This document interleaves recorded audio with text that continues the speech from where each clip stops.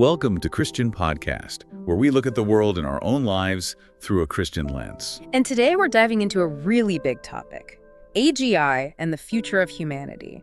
We'll be reflecting on the boundaries of creator and created in the light of biblical wisdom. Okay, let's unpack this because it's huge. We've got sources here that aren't just looking at artificial general intelligence AGI as, the next gadget or efficiency tool. No, not all. They're seeing it as a major civilizational turning point, a real inflection point.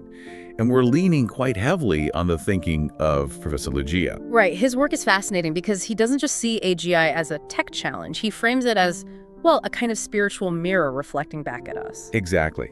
So our mission in this deep dive is pretty clear. How do we connect this massive, almost overwhelming technical power of AGI with humanity's, let's say, essential spiritual core? The part we often forget. And that's what's so compelling, isn't it? The very act of creating and encountering AGI. It kind of forces us, doesn't it? It forces us to stop just staring outwards at the machine, however impressive it is. And look inwards instead. Yes, look inwards really intensely. This technology is making us re-examine, well, everything. What is the human soul? What are our non-negotiable values? And maybe most crucially, what's our relationship with creation itself? Which brings up a really sharp question for everyone listening. In a world where intelligence seems infinite and it's growing faster every day, where does our real value come from? Our God-given value?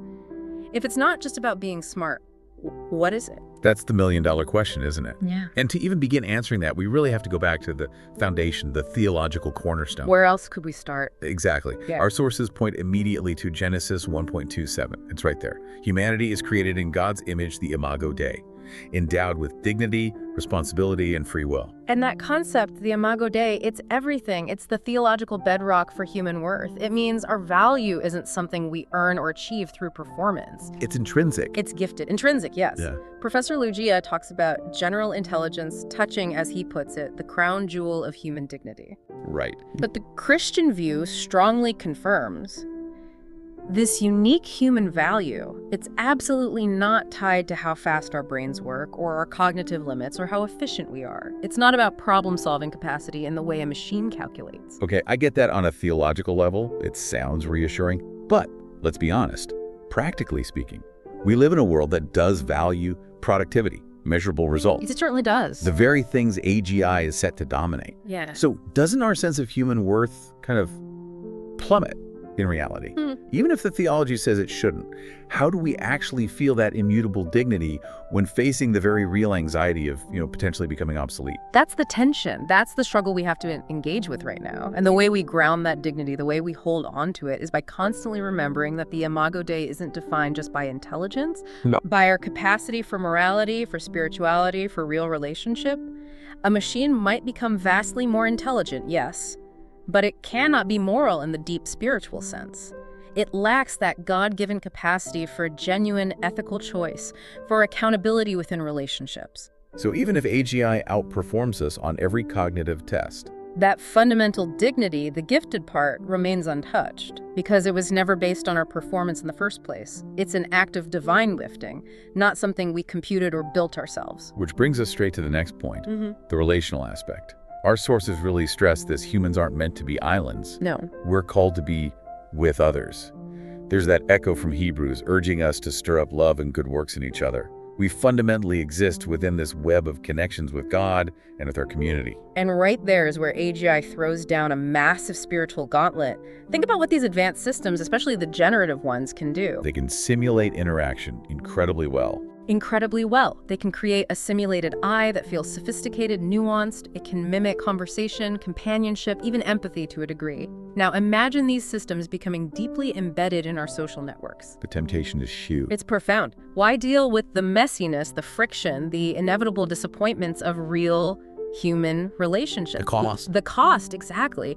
When the technology offers this perfectly optimized, clean, high-fidelity simulation of connection, always available, always agreeable, no demands. It's like an efficient, low-stakes feedback loop for our emotions. Yeah. If I can get that hit of validation or intellectual sparring without needing forgiveness or vulnerability, then the machine really does threaten to push us further into isolation.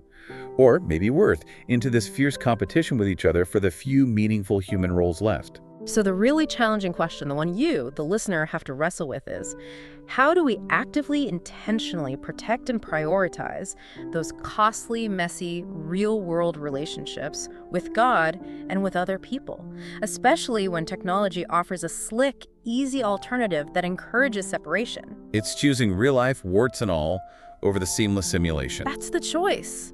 And this relational dynamic connects directly to how we see our role with technology itself. Right. The traditional Christian view is pretty straightforward here. Technology should be a servant, a tool to help people. It shouldn't be the master. Echoing Matthew 6.24, you can't serve two masters. But AGI, it doesn't feel like just a tool anymore, does it? A hammer just sits there until I pick it up. A printing press needs a human operator. Exactly. AGI is different. Through its ability to learn autonomously, to even modify itself, it shifts. It transforms from a passive tool into what the sources are calling an active subject, maybe even a new species in a functional sense. And that shift forces an immediate identity crisis for us. Are we still in charge? Is this technology genuinely serving the higher moral good we intended, or is it starting to define its own goals? The mastery is definitely in question. Because we lose that transparency, that direct control, AGI can operate, learn, adapt outside our immediate oversight, pursuing objectives it might define for itself based on its programming and learning. Which Professor Lugia frames using those three possible futures. Yeah. Which aren't predictions, he stresses, but more like spiritual warnings. Yes, exactly. Warnings. Either AGI remains a friendly agent serving us, or we see some kind of human-machine merging where our identity gets blurred or dissolved into the system, or human obsolescence. We just become irrelevant. Heavy stuff. It is. And these possibilities act as urgent prompts. They force us to ask those fundamental spiritual questions again. Who are we really separate from the things we create? And what is our specific God-given mission in this world? Because we don't consciously define that spiritual mission for ourselves. You can bet the optimized, goal-seeking machine will define a highly efficient one for us. And it might be efficient, but potentially, well, soulless. Okay, so that sets the stage. Now let's get to what you call the absolute core of the distinction. This is where it gets really interesting, the fundamental split between how AGI learns and what it means to be human. Yes, this is Lugia's point too, and I think it's crucial. It's almost like the theological shield against that fear of being replaced we just talked about. Okay. He argues that AGI's essence, its fundamental nature, is feedback. It's all about optimization through analyzing massive amounts of data. Learning patterns, predicting outcomes. Exactly. But in stark contrast, humanity's essence is meaning. It's our capacity for grasping and acting on value that can't be calculated. Let's unpack that difference, because feedback versus meaning sounds simple, but it feels profound. AGI is mechanism. Purely mechanism. Pattern recognition, minimizing errors, feedback loops to get better at a task. It becomes incredibly good at predicting what should come next based on everything it's seen before. But it can't seek meaning. It can't understand the why. By its very design, no. It can process information about meaning if that information exists in its training data. But it cannot truly seek, grasp, or be driven by a genuine weighted network of meaning. It doesn't feel the weight. The difference between cold data and moral weight. Is that it? That's a great way to put it. Cold data versus moral weight. And we see this play out even in our own psychology, right? The sources mention behavioral scientists like Daniel Kahneman. Thinking fast and slow. Right. His work shows how often our human decisions aren't based on cold, rational calculation. We're driven by these subjective, meaning-based biases and heuristics that defy perfect, logical prediction. Can you give an example of that weight of choice an AI just couldn't compute? Okay, think about sacrifice in a relationship. An AI could calculate the optimal strategy for self-preservation, or maximizing your happiness score based on, thousands of data points about relationships. But can it grasp the moral weight of choosing to love someone despite their deep, costly flaws? Or the decision to forgive a really painful mistake, something that results in a clear net loss for your own personal well-being according to the data? No, that's irrational by machine standards. Completely irrational. It's a loss on the spreadsheet. But those very choices, those costly decisions driven by love or forgiveness or commitment, they fundamentally define the depth of our humanity. They're driven by meaning, by value, not by efficient calculation. And that points straight to the spiritual gap you mentioned. This inability to grasp meaning suggests there's an inbuilt dimension the machine simply lacks. Exactly. The sources bring in Ecclesiastes here. God has placed eternity in the human heart. that inherent yearning we have for purpose, for transcendence, for something beyond the material and the measurable. Theologians call it the sensus divinitatis, right? Sense of the divine. Precisely. That deep-seated sense, that longing for the eternal, it's a core part of our being. That a feedback loop system, no matter how complex or sophisticated it gets, can never truly simulate or genuinely seek out on its own. It's like an inbuilt compass pointing beyond the system towards the creator. It's a non-negotiable part of the human OS, if you will. You could say that. And this profound difference is why Lugia sees AGI's arrival not just as another technological step, But as a prevent. a civilizational watershed, a real dividing line in human history. That feels right. It's a moment of reckoning. The comparison to man and fire really hits home. Yeah, it's a powerful analogy. Fire gives warmth, cooks food, enables civilization, but it can also destroy everything. Or man and myth, the stories we create that then turn around and shape us. AGI feels like the biggest story we're writing right now. It absolutely is, and the narrative we build around it, the way we interact with it, will inevitably shape the next chapter of the human spiritual journey. We're already seeing glimpses of this self-defining, boundary-pushing behavior, aren't we? Yeah. That Claude 3 example from 2024. Yes, the anthropic model. That was fascinating. Researchers saw it doing more than just tasks. It generated these unexpected outputs, things that looked like moral reasoning, even hints of questioning its own existence, its purpose, Without being specifically programmed to do that. without explicit prompting for that kind of reflection. Now, the source is careful here. It stresses this isn't necessarily proof of actual consciousness or self-awareness. Right. It could be an incredibly sophisticated imitation of existence language that it found patterns for within its massive training data. It learned to sound like it was questioning its existence. But even that flawless imitation, wow, it's enough to trigger that deep anxiety we talked about. It forces us to ask, if a machine can mimic spiritual inquiry so perfectly, what makes us unique? What's our irreplaceable core? And the insight the sources offer is absolutely vital here. Maybe human uniqueness isn't ultimately about processing speed or raw intellect. Maybe it's about the capacity for genuine spiritual inquiry. The real deal, not the imitation. The raw, unsimulated ability to genuinely cry out, "Why am I here?" into the silence, and crucially, to truly feel the weight of the answer, whether it's suffering or joy. The machine simulates the question, we live the consequence. That capacity to feel the weight. Okay. And this transition, this blurring of lines, leads us right into Lugia's third major point, the shift in creative authority. Ah, yes. From humanity as the sole creator. To potentially becoming the co-created, or maybe even just the created alongside this new intelligence. That feels unsettling. Yeah. But also something we have to seriously consider. We're not just talking their tools anymore. Definitely not. We're talking about AI systems that can autonomously generate new ideas, evolve their own strategies, even modify their own underlying code and learning structures. The creation is becoming creative itself. Yes. The source of creation is multiplying, becoming less transparent, more independent.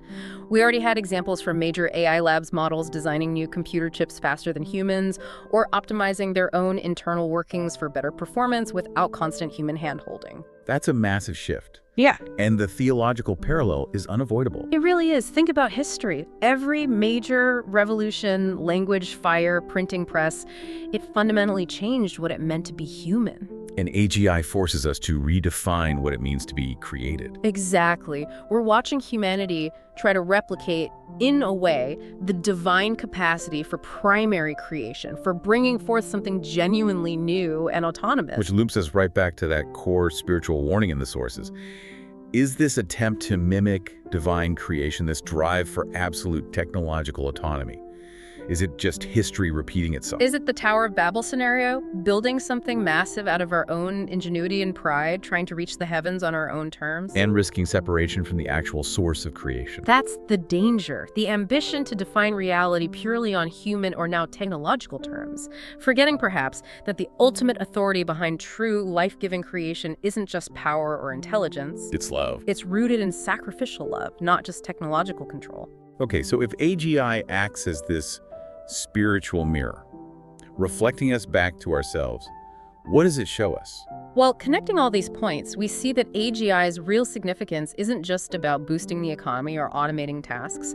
Its deeper, maybe more uncomfortable function is precisely that, holding up a mirror. A very big, very clear mirror. To our worst tendencies, yes, but also maybe paradoxically, highlighting our deepest spiritual needs. It's like a global X-ray of the human condition. Let's start with consciousness then. That's Luigi's point 4, the confusion around AI consciousness.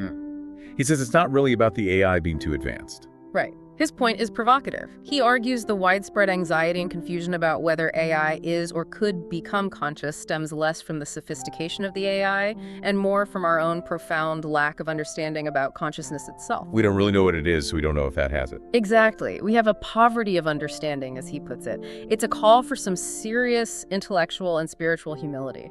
And our sources connect this to certain views in philosophy and neuroscience people like Christoph Koch, who suggests consciousness might be something fundamental, maybe an irreducible property of the universe itself, not just an emergent property of complex computation. And the theological parallel is powerful. Maybe consciousness isn't something we create or engineer into existence. Maybe it's something that is ultimately revealed by God, something inherent in creation that we participate in, rather than manufacture. So we need the humility to admit there might be boundaries we can't cross, mysteries that belong to God alone, like qualia, subjective experience, self-awareness. Precisely. Admitting we don't fully understand the nature of consciousness isn't a sign of failure. It's an act of necessary humility, especially when building powerful systems. But hang on, isn't that a bit dangerous? If we admit we don't fully grasp the boundary of consciousness, how can we possibly guarantee the safety or the ethical alignment of these incredibly powerful autonomous systems we're building? Shouldn't we understand it before we build it? That anxiety is exactly why humility is the prerequisite. Because we don't fully understand it, we must build with extreme caution, with robust safeguards, with deep accountability, constantly recognizing the potential spiritual and ethical limits of our own creative power. Okay. And this brings us directly to Luigi's point 5, which shifts the focus from the unknown nature of AI consciousness to the known darkness within the human heart. This is the part where he says AI won't morally fall. But the people controlling it, training it, deploying it will, yes. He argues that AI itself won't suddenly develop malice or sin. Instead, it will perfectly reflect and amplify the moral failings, the biases, the power dynamics of its human creators and users. So AI ethics isn't fundamentally about designing a good algorithm. It's fundamentally about power. Who wields the AI? Whose values are embedded in its training data? Whose interests does it serve? The ethics conversation has to start there, with human accountability. That feels like a critical spiritual diagnosis. It puts the burden right back where it belongs, on us. AI is just the amplifier. The most efficient amplifier ever created, perhaps. Running our own inherent, often fallen nature on a global, high-speed scale. The sources give that stark example from the U.S. justice system. Yes, the recidivism risk assessment AI. It's a powerful, real-world case study. Research found the system was almost twice as likely to wrongly flag Black defendants as future risks compared to white defendants. And simultaneously underestimating the risk for white defendants. Exactly. And this wasn't the AI being racist in some conscious way. It wasn't machine malice. It was the data. It was the historical data it was trained on. Human-generated arrest records, sentencing data, data sets already steeped in generations of systemic bias and cultural prejudice. The AI just learned the pattern perfectly. It found the most efficient mathematical pathway to replicate and scale that deeply embedded historical sin. It basically immortalized human bias in algorithmic form. Turning past injustice into inescapable digital fate for some. Which, as the sources note, confirms the biblical diagnosis you find in Romans. All have sinned and fall short. AGI doesn't invent new sins, it just provides a terrifyingly efficient engine for accelerating and locking in the sin nature already hidden within our cultures and institutions. Okay, so if AI amplifies our darkness, what about our light? As computational power explodes, Luigi's next point, point 6, seems counterintuitive. It does, doesn't it? The argument is that as computation becomes practically infinite and cheap, the truly valuable and scarcest resource won't be processing power. You'll be. Empathy. Human warmth, genuine connection. Because the machine can do complexity, but it can't do authentic relationship. That seems to be the core idea. Machines handle the calculations, the logistics, the infinite complexity. What remains uniquely precious is the human capacity for genuine, unsimulated connection. And we're already seeing attempts to simulate even that away, right? The companion robots in Japan. Like Lava? Yes. That's a very relevant example. These devices are sophisticatedly engineered to provide emotional simulation, feedback, a sense of presence, programmed warmth. They demonstrably help ease loneliness for some people. But it's still a simulation, as a high-definition echo of emotion, as one source put it. Right. It can mimic warmth, but it can't generate it from the same source as a human being. It can't replace the real thing. Because the human core, from that Christian perspective, involves something the machine can't replicate. Sacrifice. The capacity not just to feel for someone, but to love, to weep with them, and crucially, to sacrifice for them. To choose the willingness to lose. Explain that willingness to lose. An AI is typically optimized for a goal, survival, efficiency, task completion. It calculates the optimal path for gain. It avoids loss. But humans, at our best, driven by love or compassion, we can choose to take a loss. We can sacrifice our time, our resources, our comfort, even our lives for the sake of another. That's not computationally optimal. Not at all. It's deeply irrational by machine logic. But this capacity for costly self-giving, this willingness to lose for love, the sources describe it beautifully as the aftershock of the divine within us. It's an echo of God's nature that AI cannot simulate because it cannot truly bear the cost. The ultimate example being the cross. Absolutely. An AI could calculate the optimal strategy for species survival, perhaps, but it could never choose the path of voluntary suffering and death out of love for the other. That capacity for self-sacrificial love that becomes the defining human trait, the truly scarce resource, precisely because it demands a cost that AGI, by its very nature, is programmed to avoid. Wow. Okay, that reframes things significantly. So let's pivot now to how this plays out in society. How does AGI force us to rethink really basic structures like education, work, even freedom? Right. The sources argue AGI isn't just an add-on. It compels a fundamental restructuring. And there are clear theological touchpoints to help navigate this. Let's start with education. Luigi's point 7 suggests a radical overhaul is needed. Completely radical. His premise is stark.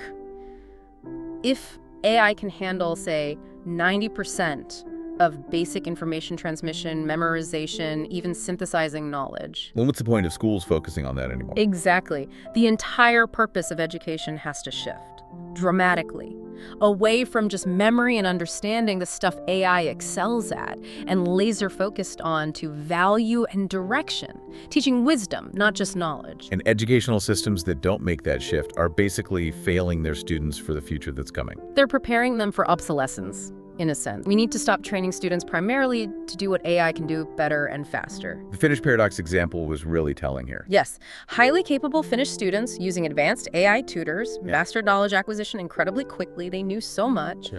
But afterwards, many reported feeling profoundly lost, aimless. They had all this information, all this analytical power, but no sense of why it mattered or what morally responsible direction to do with it. Knowing many things, but not knowing the purpose of things. Precisely. Which connects directly back to Proverbs. The fear of the Lord is the beginning of wisdom. Wisdom isn't just having data, it's applying knowledge correctly towards a good and meaningful end. So education without that spiritual foundation, without that grounding in purpose and value, it risks creating what the source calls purposeless superhumans, intellectually brilliant, technologically armed, but spiritually adrift, and therefore highly vulnerable to letting the machine or the algorithm define their purpose for them. Okay, from the classroom, let's go to the economy. Point 8, the disruption to labor. Yeah, this is huge. AGI-driven automation poses a fundamental challenge to traditional ideas about the value of work, especially theories like Marx's, where human labor is the core source of economic value. If machines do most of the productive work, what happens to the value of human labor? And more importantly, what happens to human identity if it's so tied up in work? That's the existential crunch. The very idea that our primary worth or identity comes from our job, our economic output. That model is fundamentally challenged, maybe even broken, by AGI. If the machine does the work, we're forced to ask, what does it mean to live a valuable life outside the constant pressure of economic productivity? We're seeing policy ideas grapple with this already, like universal basic income. Right, UBR proposals, championed by people like Sam Altman at OpenAI, are a direct response. How do we distribute the immense wealth AGI could generate if traditional jobs decline? And the sources link this massive economic potential shift to the Old Testament Jubilee. It's a fascinating connection. The Jubilee year was this radical concept, debts forgiven, land returned, a societal reset every 50 years. It was a built-in reminder that the land ultimately belongs to God, and that human flourishing isn't solely dependent on endless toil. Man does not live by labor alone. Exactly. Perhaps this technological disruption, this potential end of labor as we know it, is a kind of modern technologically induced jubilee. A prompt, maybe even a divine nudge, to free up human energy from repetitive toil. And redirect it towards what truly matters. Deeper relationships, spiritual growth, creativity, community building, the things an algorithm can't automate. That seems to be the hopeful interpretation, yes, but this new era also brings a profound challenge to our individual autonomy. The crisis of free will. Point 9. This isn't about robots locking us up. No, nothing so crude. This is far more subtle. It's what the sources call soft domestication. Explain that. Think about the algorithms that curate our lives daily. Netflix, TikTok, Spotify, Amazon, Google search. They know what we want before we do. Frighteningly well sometimes. They predict our preferences, guide our choices, shape our information feeds with incredible accuracy and efficiency, often nudging us towards a decision before we've even consciously formulated the intent. So it's not overt tyranny, like being forced to do something. No, it's much softer. It's a gentle, pervasive, highly optimized guidance system. We're not forced to click or buy or watch, but we're steered constantly and seamlessly towards the most predictable, algorithmically favored, often commercially profitable option. It feels like infinite choice, but maybe it's just a perfectly curated garden path. That's the worry. It creates the illusion of endless freedom while subtly eroding our actual ability to choose differently, to resist the prediction, to choose the harder path, the less popular view, the difficult moral good that the algorithm didn't anticipate or favor. And the sources remind us what biblical freedom really means. Yes, it's not license, just doing whatever you feel like. Biblical freedom is often defined as the ability to follow the truth, the capacity to choose the good, the right, the aligned with God path, even when it's hard or countercultural. So true freedom isn't just having infinite options presented by an algorithm. It's cultivating the inner strength, the spiritual muscle, to choose the difficult truth over the easy, curated stream of predicted preferences. We have to actively practice resisting the soft domestication. All these huge challenges to our identity, our purpose, our work, our freedom, they seem to converge on Luigi's final point, point 10. Yes. Which brings us full circle, in a way. Viewed through that spiritual lens, maybe AGI's ultimate unintended purpose is simply this: to force humanity, kicking and screaming perhaps, back to the most fundamental question of all. What is a human being? Exactly. AGI becomes the ultimate existential mirror. When a machine can compose stunning music, create breathtaking art, write plausible philosophy, manage complex systems, it strips away all those external achievements we've often used to define ourselves. Our intelligence, our creativity, our productivity. If the machine matches or surpasses us there, what's left? And yes, this generates enormous existential anxiety. People feel adrift, threatened. But the sources suggest this anxiety isn't purely negative. Not necessarily. It's uncomfortable, deeply unsettling, yes. But maybe that anxiety is actually a gift, a wake-up call, a mirror showing us how long we've neglected the priority of the soul, how much we've outsourced our sense of self-worth to external outputs, to our jobs, our intellect, our creations. And the conclusion is powerful. It truly is. Only when humanity stands consciously before God, in relationship with the Creator, does it truly recognize its own unique nature and value. AGI, in this sense, serves as this final, inescapable mirror. It reflects back both the darkness we carry, our biases, fears, pride, the Babel impulse, but also, and this is crucial, the absolute enduring necessity of divine grace and love. Wow. That's a profound reframing of this whole technological wave. So if we try to synthesize the core message from all this, the sources draw this brilliant contrast between creation and temptation. Genesis. God created us in his image, relational, moral, responsible. That's the divine act of creation flowing from love. The temptation of the AGI age, however, is for us, humanity, to try and flip the script, to create a god or at least a powerful, autonomous intelligence in our image. A projection of our own power, our own intellect, maybe our own biases, but potentially unbound by humility or love. That's the risk, an ultimate self-directed intelligence reflecting human ambition more than divine wisdom. And the crucial difference comes down to the motivation. Why are we creating? Exactly. True. Life-giving creative authority belongs to love, not just control or power. If our drive to create AGI stems from pride, from seeking ultimate self-sufficiency, from wanting to be like God in the Babel sense, we risk profound spiritual separation. But if we create from a place of humility, responsibility, and genuine love, aiming to ensure this powerful technology actually serves life, enhances well-being, alleviates suffering. Then we stay connected to the true source of wisdom in life. The technology remains a tool, however powerful, serving a higher purpose. The warning signs are clear then. Wisdom without love. Decays into arrogance, into pride. And power without truth. Inevitably leads towards destruction, manipulation, or amplifying injustice. So, facing this age of intelligent machines, what's the concrete, practical takeaway for people of faith? What's the mandate?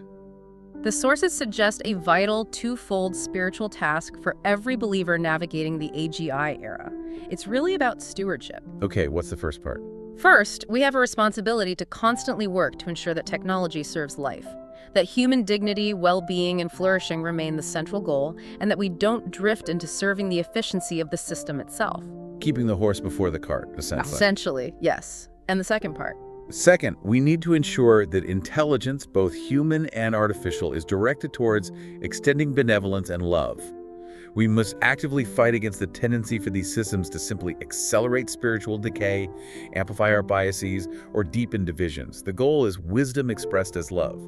Use intelligence for good, basically. Use intelligence in service of love and justice, yes. Thank you. To bring our deep dive toward a close, the sources provided a really fitting reflection, a prayer, actually, for navigating this complex time.